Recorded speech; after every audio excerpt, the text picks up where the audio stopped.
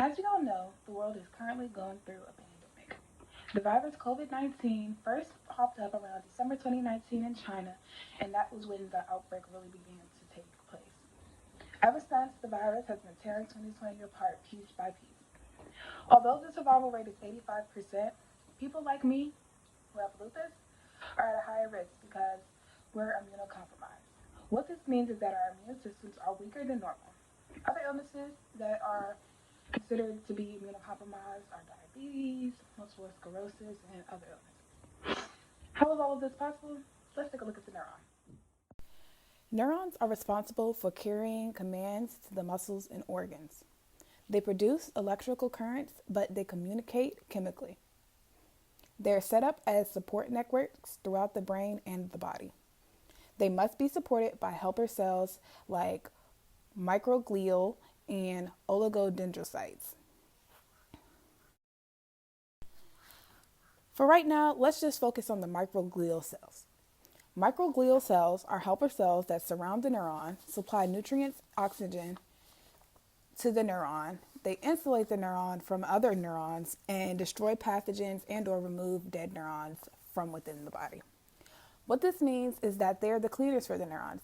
These cells look at foreign objects that enter the body and declare if they're useful or harmful. Because as we know, every foreign object that enters your body is not harmful to you. Some are there to help build your immune system or make you stronger. So how is all of this related to lupus? The first question would be, what is lupus? Lupus is an autoimmune disease.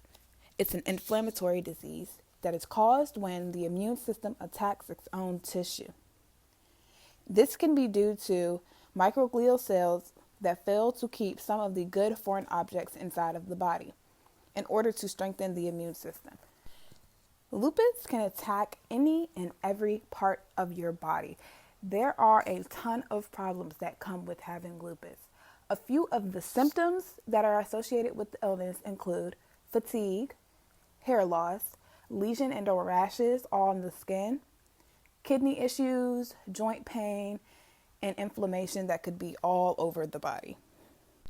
So let's try to put this into perspective. What does this mean on a big scale? I'm going to compare lupus to ICE. ICE is used to deport people who are not supposed to be in the United States. That is their main function. But sometimes things can get a little tricky on the border.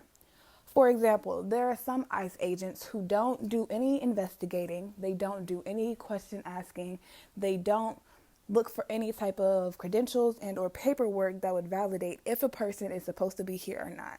They will look at you and based on the color of your skin, they'll kick you out of the country. Things should go is the ICE agent should come in and assess the situation completely. They should weigh out all the pros and cons of keeping this person here and or sending this person away.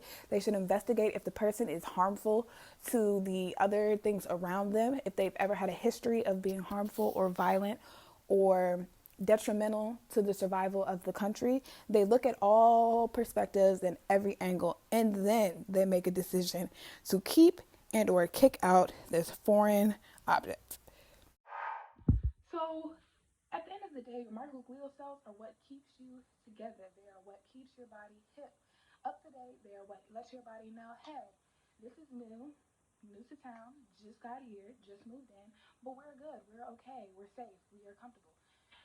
And having a compromised or bad microglial cells within your body will cause you to have autoimmune diseases, diabetes, other types of illnesses where your body is unable to determine what's going on within itself.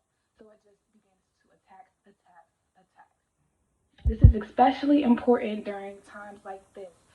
If you can, as you should be staying home right now. You should be watching out for people who are over the age of 65, watching out for people who already have, like I said, compromised immune systems like me, people who are just out here living their normal lives, but our immune systems just can't keep up with the flow.